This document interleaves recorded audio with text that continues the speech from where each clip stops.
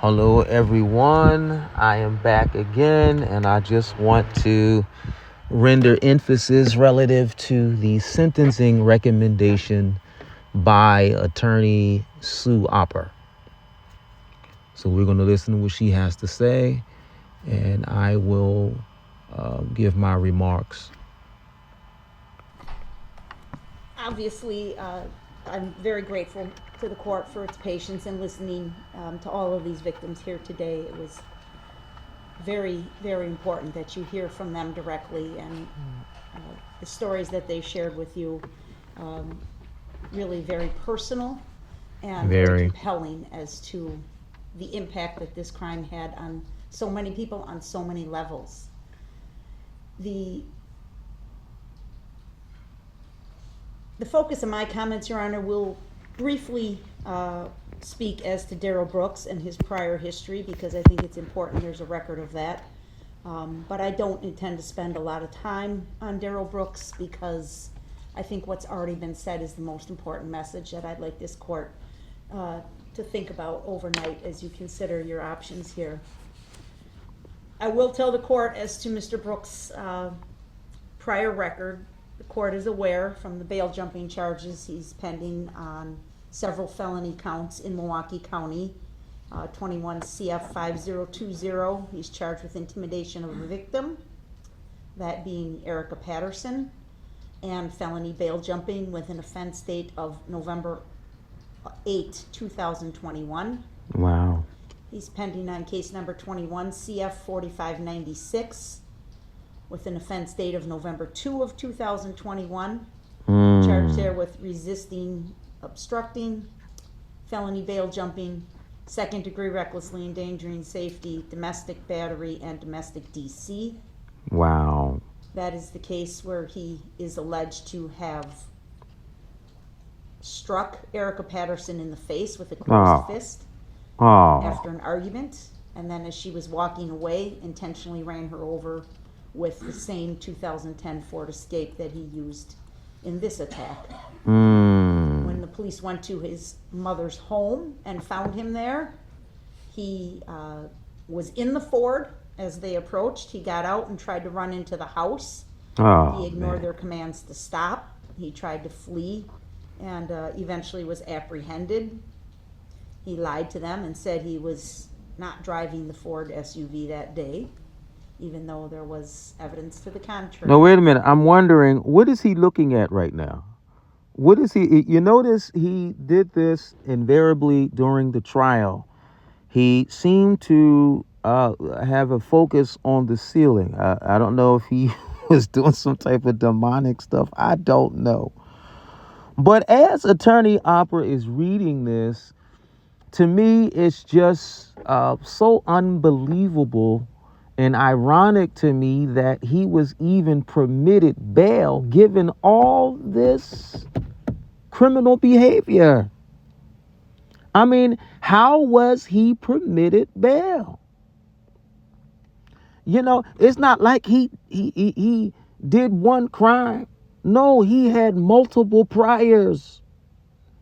And if there's multiple priors, that means he should not be eligible. He should be ineligible for bail. I don't know if the city messed up, somebody messed up.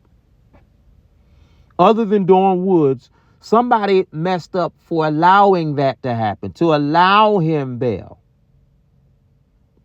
Now, this is just a scintilla that she's reading. There's more to come. Touch a neighbor, say, oh, to be continued. To be continued. There's continuity of criminal behavior with him. Come on, let's jump back in here. That case is pending in Milwaukee County. He was released on $1,000 cash bail in that case like he don't even on care. November 19th of 2021. There's a third file pending, 20 CF 2550. The charges are 2 counts of second degree reckless use of a weapon. Wow. Felon in possession of a firearm. Jesus. The date of violation is July 24, 2020. He was released on cash bail in that case in March of 21. In that case, the allegation is that he got into a fight with his nephew, and as his nephew was leaving the area, the defendant fired one shot from a handgun toward the vehicle Unbelievable. that his nephew was in. The vehicle was occupied by one other person, and therefore he was charged with 2 counts. The next day, he was taken into custody, and a loaded Beretta 9mm handgun was located just a few feet away Oh my from him. God. That handgun had Jeez. previously been reported stolen. Hmm. I believe he has court on those files later this week in Milwaukee County, Your Honor. Wow. As far as convictions are concerned, there's a 2012 conviction from May 15th, 2012, resisting obstructing misdemeanor in Milwaukee County, sentenced to 37 days jail consecutive to any other sentence. Oh my God. 423 of 2012, there were 2 files disposed of in Milwaukee County. One of them charged misdemeanor bail jumping and possession of marijuana. He was sentenced to 180 days in the House of Correction on both counts concurrent. There was another file for felony possession of THC as a second or subsequent offense. He was also sentenced to 180 days in the House of Correction for that file. I'm sorry, what was the conviction for? Felony possession of THC as a second or subsequent offense. Thank you. That's marijuana. On April 30, 2010, he was convicted in Wood County of strangulation/suffocation. Oh no. Other charges for battery and criminal damage to property dismissed and read in. There Mm. was a withheld sentence for 3 years probation.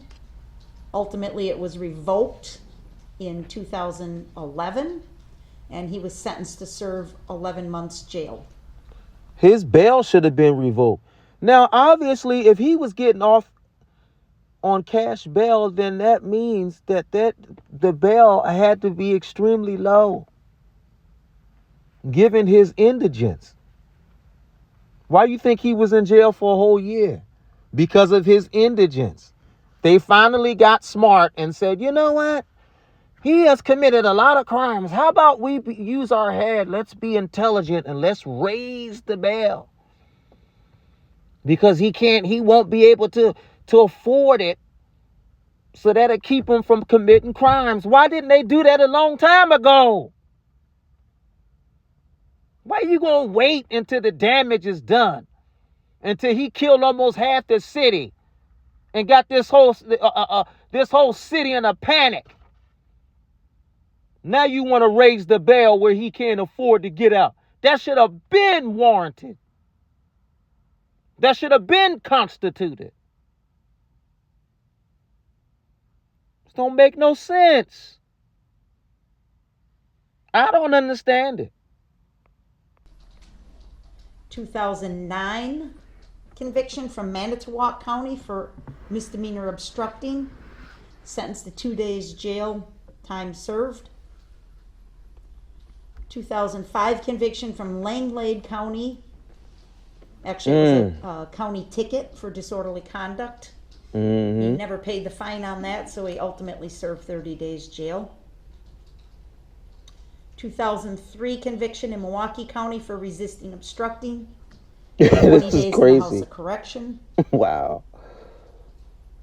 2002 conviction, Milwaukee County, felony possession. And you know, he just sit there like he don't care, like it's whatever. That is crazy. This dude is a lifelong criminal. It was like he was born for the purpose of prison. He was supposed to be there. You know how the Bible says when God prognosticates to Jeremiah, he said, before you were formed in your mother's womb, I had already appointed you, anointed you to be a prophet. Well, before this man right here was born, he was already supposed to be in prison. That was his destiny, because it was already predestined. Criminal. Of THC, second or subsequent offense, 50 days in the House of Correction. 2000 convicted of substantial battery, party to a crime. That is crazy. Sentenced to prison, withheld, and 3 years probation imposed, along with 6 months of condition time. That probation was ultimately revoked and he was sentenced to prison. That's his record from the state of Wisconsin. He has a record from the state of Nevada. June of 2016, he was charged with a sex offender registry violation. Failed to appear in court on that offense, and there is currently an outstanding warrant for his arrest active in the state of Nevada. 2007, he pled guilty to statutory sexual seduction as a felony. A suspended sentence was ordered for 36 months probation. That's what led to the sex offender registry requirement, which he is currently non-compliant with. In December of 2006, there were 2 files disposed of in Nevada. One was domestic battery as a misdemeanor. He received a suspended sentence. And the other, he was found guilty at trial of obstructing misdemeanor. You know what? I have to cut in here. You know what? Is what I'm trying to understand is, given all of the things that this man has done, you can write a book on, just on a scintilla of what he did. But given all of his criminal behavior, I'm still having issues with trying to fathom or comprehend, how did he make it to 40 years old like that? How did he even make it this long?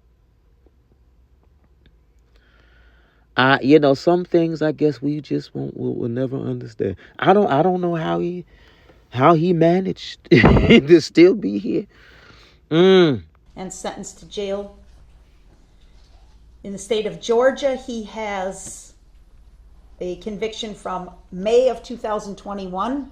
I'm sorry, not a conviction, an arrest from May of 2021 for misdemeanor battery, domestic violence. The disposition of that case is unknown. And of course, there's paternity action that was pending here in Waukesha County that had been a warrant or capias had been issued for him on at least 8 occasions during the life of that file. That's a 2003 case. He was sentenced to jail on several occasions for failing to pay child support. He was once allowed Huber privileges on a jail sentence, but had those Huber privileges revoked in 2009.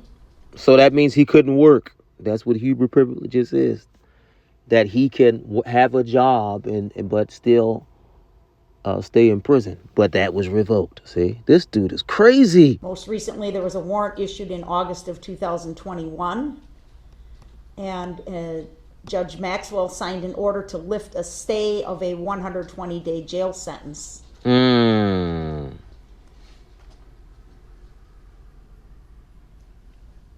That is the extent of his criminal history that we are aware of, Your Honor. It might be more. I think it's very plain on its face. He's a lifelong criminal. Yes, He's is. Someone who has repeatedly, continuously, invariably disobeyed law enforcement based on the resisting, obstructing type charges. There's multiple counts of bail jumping, disregarding court orders, disrespecting court orders. But it goes back to my point. How was he given bail? How was he allowed that with all this, with all these crimes? I'm still trying to put my finger on this. How was it? She just said he's a repeated criminal. He's done this invariably ad nauseum. Come on, somebody help me. I don't understand this. There's multiple acts of violence, weapons violations. Jesus. This man has a history and a pattern of engaging in violent, dangerous behavior in the community. Wow. And it was no different on November 21 of 2021. Oh my God. I'm not going to spend a lot of time talking about the attack.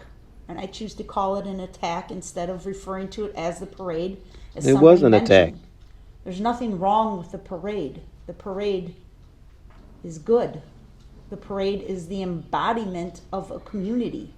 Mm-hmm. That's what you expect to see at a parade, is children at a parade, families, people from all over the area coming together for a joyful, happy event. Right. The parade will continue. Yes. It will kick off again in a few short weeks. And I hope and pray there's joy and laughter and kids in the street collecting candy. That's what it should be. So I'm not going to refer to this case as the parade. I'm going to refer to it as what it was, an attack. That's exactly what And it the was. facts are very clear, Your Honor. Very few of the victims who were struck had any idea this car was barreling down on them. It's an act of a coward, plain and simple. That's right. They had no way to know it was coming.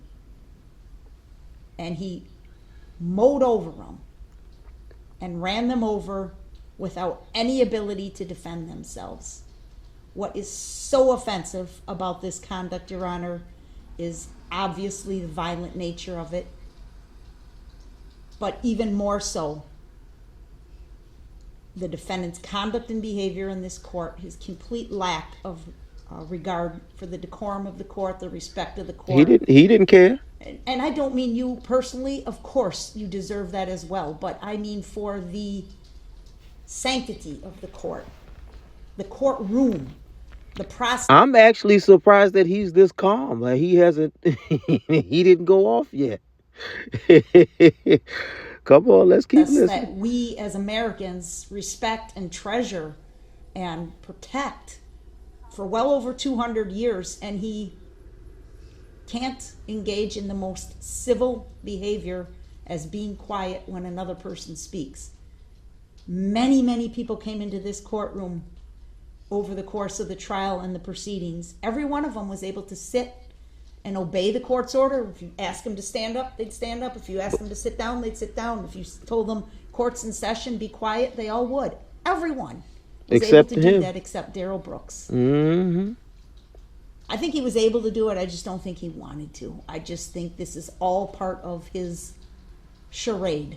Yes. This referring to himself in the third person. Crazy. Trying to distract him or detract himself, I should say, Exactly. from the events, taking absolutely no responsibility. It's the act of a narcissistic coward. Those That's words right. have been used here today, and nothing could be further from the truth. He is a coward. He ran like a scared little chicken from this parade. That's trying right. to slither away in the dark of night, but only to stop long enough and try and take advantage of good citizens that would help him. Like Daniel Ryder. He calls and lies to his mom, right? Get me an Uber. I can't get into it. He lies to the officers. He about to go off. repeatedly. We saw the time of his arrest. We heard the testimony from Daniel Ryder, a good man with good intentions and a good heart, who took this murderer into his home. Yo, I love the way she says that. Who took this murderer into his home?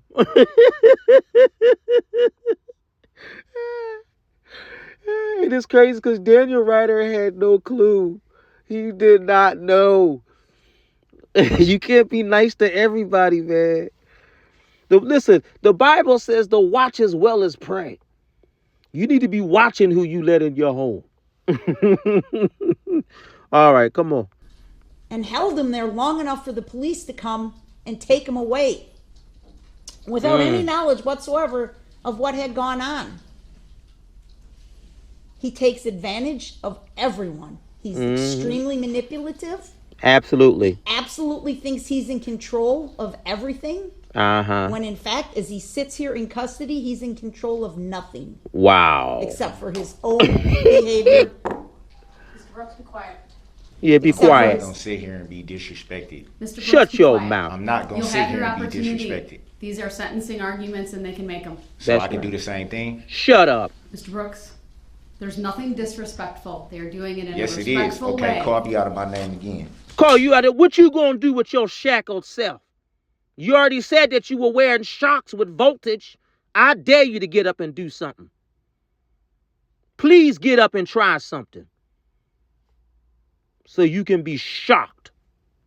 Stupid fool. Shut your mouth. Go ahead, Attorney Opper. You ain't gonna do nothing. Just like she says, as you sit there, you are in control of nothing. Shut your mouth. Judge, these are the facts. You heard from so many of these parents and so many of the people that were there of that fight or flight, right? That's that right. kicked in. He ran. He fled. He tried to protect his own self. That's Exactly. it. That's all. Exactly. So that means if he tried to protect himself, then obviously this had to be by intent. He knew what he was doing and he was trying to get away. And tried to play dumb in that interrogation room. And you know what? I didn't like that interrogation when Detective Carper, because in that interrogation, all Darrell was talking about was Erica Patterson trying to make her look bad. Did y'all see that interrogation in the beginning? This is before he was questioned about what he did at the parade. But in the beginning, in the genesis of that interrogation, he tried to make Erica look bad. Oh, every time she drink a bottle of alcohol, she's fine when she ain't drinking. As if he's a saint.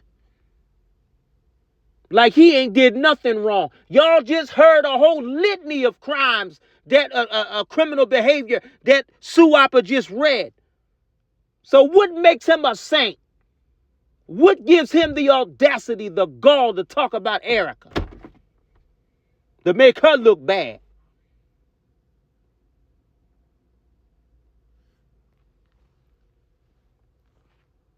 Don't make no sense. He did.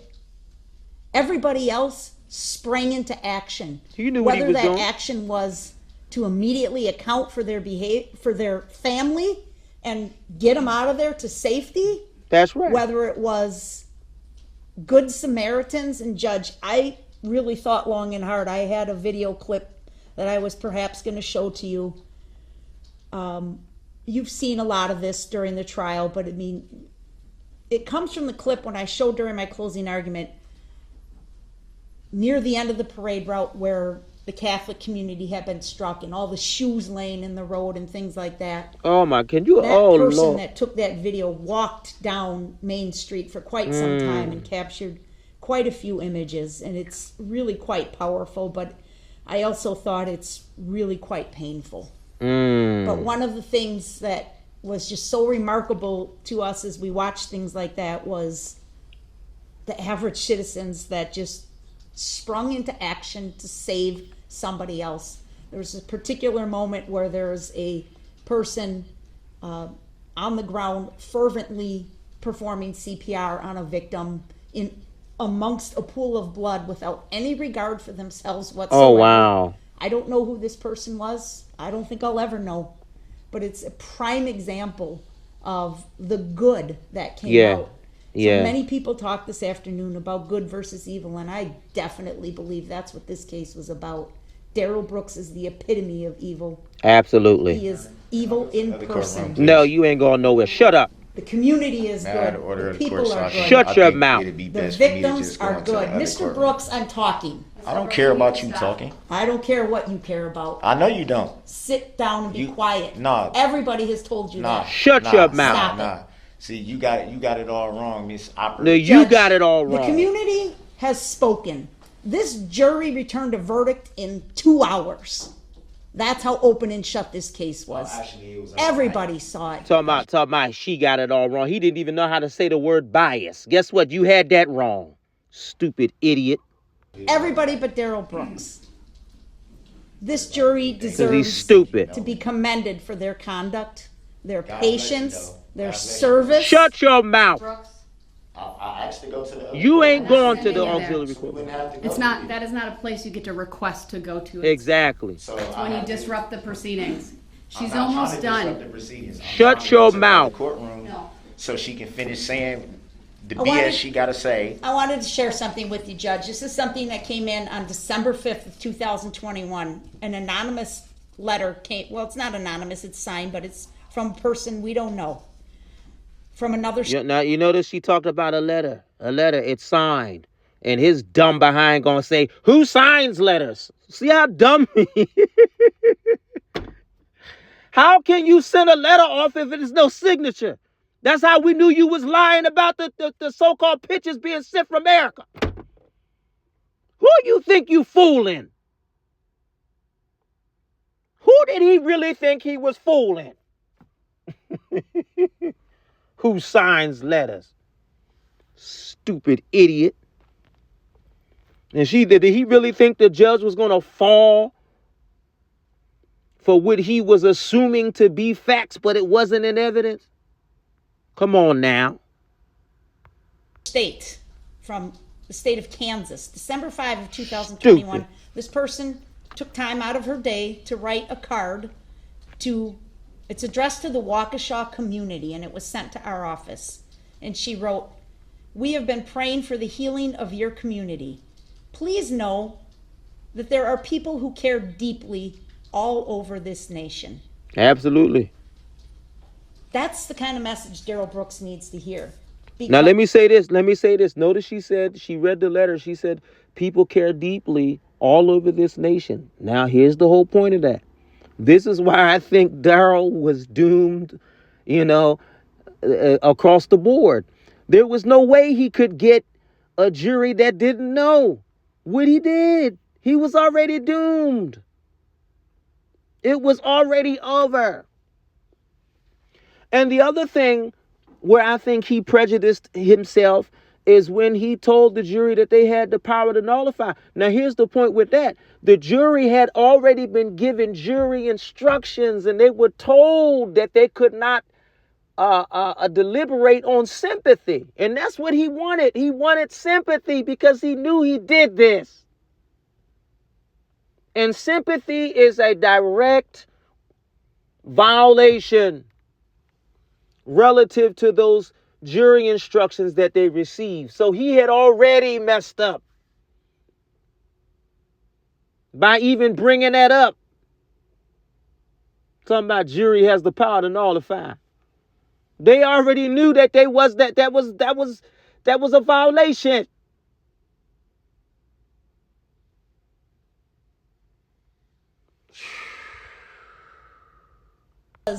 My. I know during the trial, there was a lot of cards, a lot of messages received in my office and in your office. Good, hardworking, decent people that respect the law, that respect human life, that respect their neighbors, that would take the time to comment and say, "Good job. We support you. We are with you." And you saw that strength behind me all day. Those young kids, children, coming up. I mean, Your Honor, I'll say this. God is good. There's been a lot of talk about God. There's been a lot of talk about religion. Darrell Brooks brought the Bible into this courtroom. I don't know why. These children are remarkable for their strength, for their healing, their physical healing. We haven't met these kids before. We've never met them. We met them today for the first time. You would never know the serious injuries that they suffered as a result of Darrell Brooks by looking at them. Of course, there's much healing to be done. But isn't it remarkable that in a year's time, look how far we have come as a community. Look how far these families have come. These families, these victims that stood up and pointed to Darrell Brooks and said, "You will not beat me. That's you right. will not knock me down." That's what we need to move forward with as a community, Your Honor. His behavior is done. We're done with him. He has Yes. forfeited his He's right to be in this finished. courtroom. He's forfeited his right to be in our community, period. He's There's finished. not one thing that mitigates Look at, this sentence. see, look Not at, he act like he don't even care. Like he's indifferent about this. He's impervious relative to the impact that he caused on these people. He don't care. You know what? I'm going to go off on a limb and say, you know what? I really believe that this was a hate crime. It had to be. Because how can anybody in their right mind commit such a heinous crime like this and be so insouciant about it? So nonchalant. So perfunctory. Come on here. He don't care. But oh, judgment is coming. Judgment is coming. Just like the Bible said, there's a way that seemeth right, but the end thereof, come on. The end is coming, Brooks. The end is coming. Come on. one. He deserves the absolute maximum sentence on all counts consecutive. Look, Judge, you saw the videos. We all saw This it. wasn't him plowing in to one large group of 50 people at one point in time and hitting them. It was linear. He hit one, One after kept another. going. Hit two, kept going. Hit three, kept going. All the way down. Right. And then you notice during when he was questioning the witnesses, he tried to say, well, did you see brake lights? And when anytime you see a brake light, what kind of indication does that mean the vehicle stopped? The problem was he never made a complete stop. He kept going. Just because you hit the brake doesn't mean that the vehicle made a complete stop. That's why she just indicated he hit one, kept going, hit one, kept going. He was accelerating. So fool. Down the street. That's consecutive sentences, Your Honor. That's intentional, willful, volitional conduct that warrants consecutive sentences stacked one on top of the other, just as he stacked victims up as he drove down the road. Right. It should be. In complete disregard for any other person whatsoever. We kept the kids out of the courtroom. It should be reciprocated. In other words, he stacked victims up, then she need to stack sentences up on him. Reciprocal. Trial, Judge, but boy, it's impactful to listen to them today and realize this isn't just, victim GG. This is a child that you willfully ran over with a 3,000-pound vehicle. That he didn't care. That he didn't care about. Observed. Police Shut your officers, mouth. first responders, the medical professionals.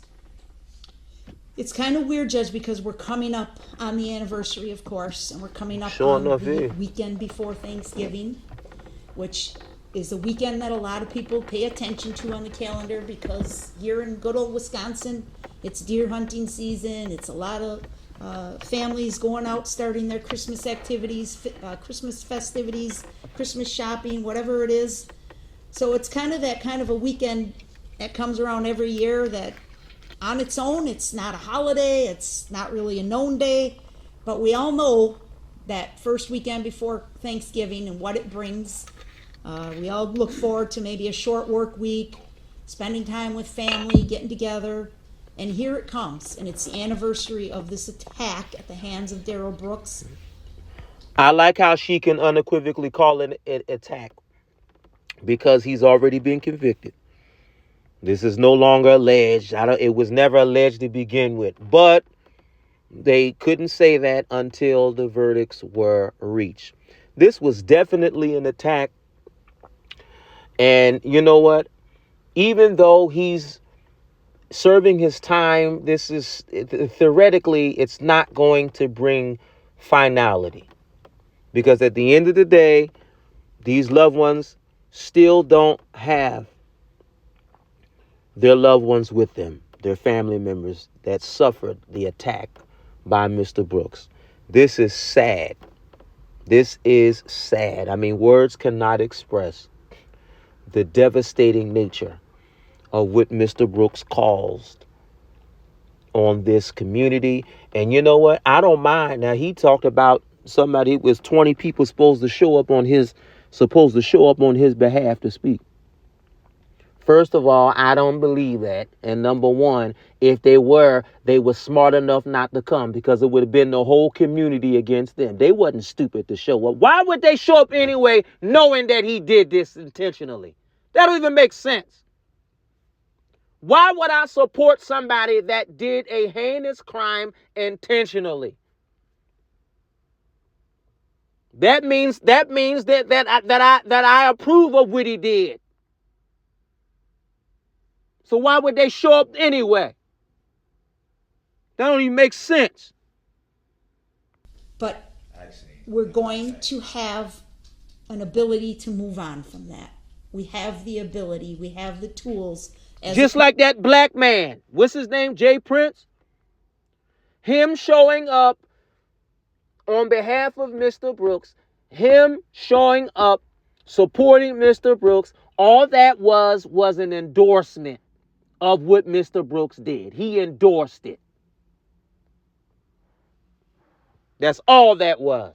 Anytime you can support this man who viciously attacked these families, that is nothing but an endorsement.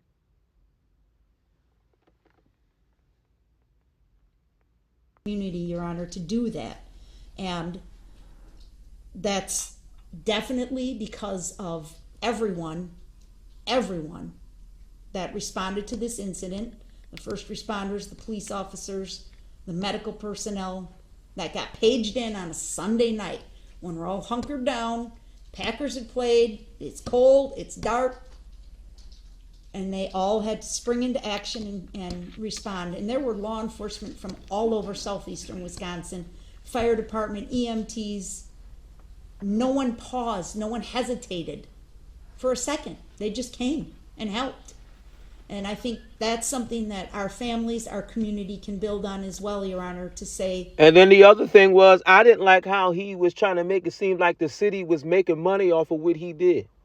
You know, trying to deflect, trying to turn this. And I don't see why that wasn't going to sway the jurors on your side. They already had their minds made up from the beginning. All you did was make it worse. You put fuel on the fire. You was already doomed. And all you did was augment what was already doomed. You aggrandized. You exacerbated it. You made it worse. You made it even more greater against you. And then for you to insult these families, trying to make it seem like they was benefiting off of the money, for their own benefit. These monies had to go towards funerals. Funerals had to be paid. Hospital bills needed to be liquidated. Come on. And you trying to make it seem like these folks was trying to make a dime at the behest of what you did. That don't make no sense. You didn't have no defense, so you wanted to try to make it seem like you were the victim in this. Evil is easily overcome here. He is Darrell evil. Brooks deserved to be locked up for the rest of his life. Absolutely. He cannot be trusted ever again. I ask you to consider, I'm not going to go into it, but we had filed the other act's evidence, some of the language in that other act's evidence, the intimidation of the victim. It played out repeatedly in this courtroom. He tried to intimidate you. He tried to intimidate me. He tried to intimidate the witnesses. No, wait a minute. You know what I like about this? She's reminding the judge of what he tried to do to her. She just said he tried to intimidate you. In other words, you got to remember what Attorney Opper is doing is she's making suggestions relative to with how the judge should do the sentencing. And she's reminding Judge Darrell that he tried to intimidate you. You need to consider that too in this sentencing. So in other words, throw the book at him. Matter of fact, no. Let's make this plural. I need you to throw books at him. And she's absolutely right. He disrespected her as if she was a nobody. So in other words, Attorney Opper is just reminding her, keep this in mind, how he treated you. In other words, you're a victim in this too, Judge. Woo, come on, somebody. He tries and tries and tries, but he fails. He sure enough did. He's not the strongest person in the courtroom. He's the weakest person in the He's courtroom. impotent. Morally bankrupt. That's He's what he broke. is. His character He's morally indigent. is void. I asked Attorney Basie, what's the word I can use for low character, and then we came up with the fact he really has no character. It's one of the factors the court needs to consider. Protection of the public. Yeah, keep him severity of away. the crime. They all weigh heavily in a stacked sentence, Your Honor. Consecutive maximum across the board. And if I was the judge, I would have ordered that he be in GP. Why is he safeguarded? Come on. It's like playing chess. What is the objective of playing chess? In other words, we need the checkmate. We got to checkmate the king. And so he don't need to be in GP. He need to be checkmated. Y'all ain't saying nothing. Put him in GP. He don't need to be safeguarded. Put his behind in GP. Let's see how tough he is. All that mouth he had in the courtroom. Remember he said, ain't nobody talk to me like that. Let's see you say that in GP. Oh, you didn't hear me. Every one of these victims deserves that. I don't know how we look at any of these victims and say, well, he got concurrent time on your case because your pain and suffering wasn't quite as bad as the guy before you or the girl before you. They all deserve that. They all deserve. That speaks to their count. Absolutely. The restitution, Your Honor, I filed the paperwork. We are seeking restitution in the dollar amounts from my letter that we reviewed this morning. I'm asking under 973.20 sub 11 sub F that you enter an order that the Department of Corrections shall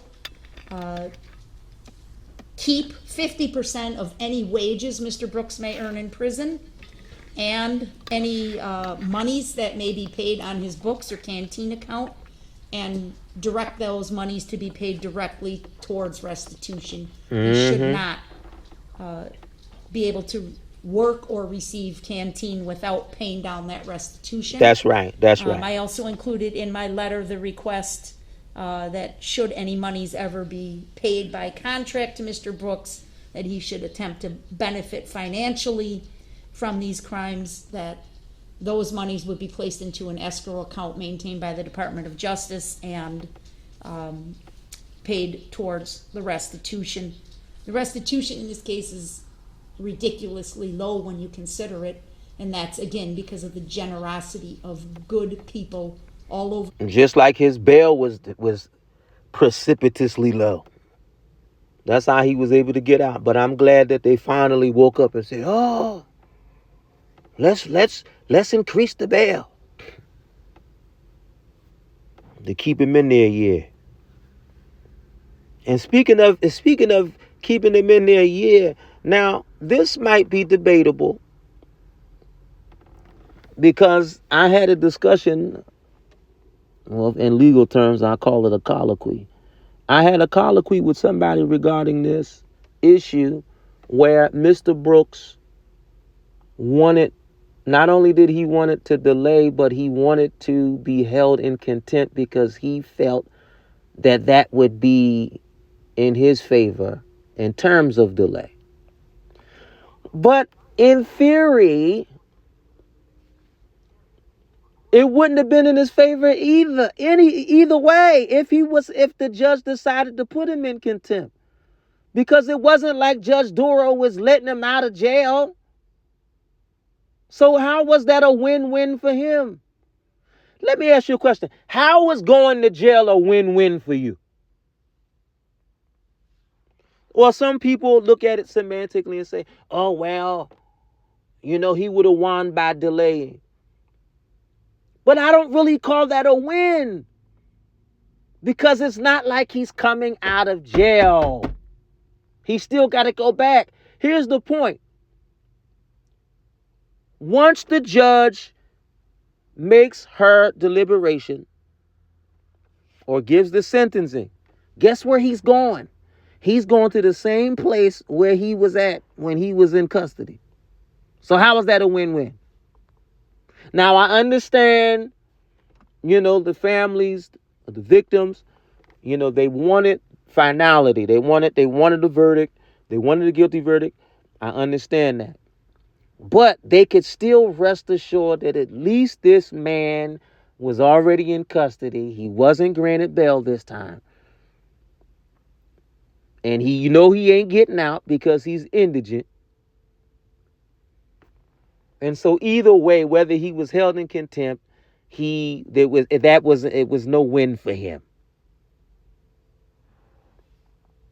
It's not a win. Just like, watch this, the judge said that she was going to add 360 days as credit. Well, guess what? That's not a win because he still got 7 more thousand years to go. In other words, even though he got credit, it still ain't no win. Come on here. The world that contributed to a community fund and other individuals who generously donated to help these families pay for funerals and medical expenses and things like that. Can you imagine when you heard these mothers describing what their children have been through? Can you imagine the medical bills on these? Absolutely. And he's lucky he's getting off with a $200,000 bill for restitution, Your Honor. Did you hear what she said? Can you imagine the medical bills? And then he tried to make it seem like that they was getting that money, using it for their own pleasures. See, that is crazy. That lets you know how insensitive he was. That lets you know how much he really cared about what he did to these families. Unbelievable. Unbelievable. I think he should have to pay every last penny of it. Shut your mouth. I also wanted to wrap up again, Your Honor, by saying you didn't hear from all the victims. Certainly, there were some that just cannot bring themselves to this court in any fashion, in any way. And we ask you to keep them in mind as well, especially the Bill Hospital family. Bill was, walking in support of his wife's team and trying to be in a supportive role as he had done on many other occasions, and lost his life for that simple action, that simple act of good that he participated in. There were some groups that are not represented here today, but I know you heard their story at trial and you're aware of what some of them went through that maybe wasn't specifically addressed here today, but I just ask you to keep in mind that we certainly presented a wide array of victims to you, but not everyone. And then certainly, as I mentioned at the outset, the community as a whole absolutely demands justice for these victims, these families, and for the community itself. That Darrell Brooks has no redeeming value, Your Honor. Thank you. All right. Well, this is all. I think that was very. Those remarks were cogent. They were compelling. I think they were convincing. Attorney Opper basically laid out facts. I mean, she started off with all like all these offenses that Mr. Brooks has done, and she built this to a crescendo relative to what she believes the sentencing ought to be for this man. She said that he should be in jail for the rest of his life. Well, I disagree with that. I wish that the legislator uh, uh, in that state of Wisconsin could have changed it to the death penalty. He should be on death row, not in jail for the rest of his life, because that means we got to pay for that. We got to pay for that. And so why pay for a criminal? He gets free food and all that kind of stuff in jail. And so y'all let me know what y'all think in the comments about this. But I like how she laid out everything and just built to the crescendo of what she believed that the judge, and I like how she reminded Judge Darrell how he treated her. In other words, that's a factor. Put that in there. I mean, she was getting all the goods, but they were all factual. She didn't make this up. This man actually did this. And y'all see him sitting there like he didn't even care. He was indifferent. He's not affected by what he did. And so y'all leave your comment.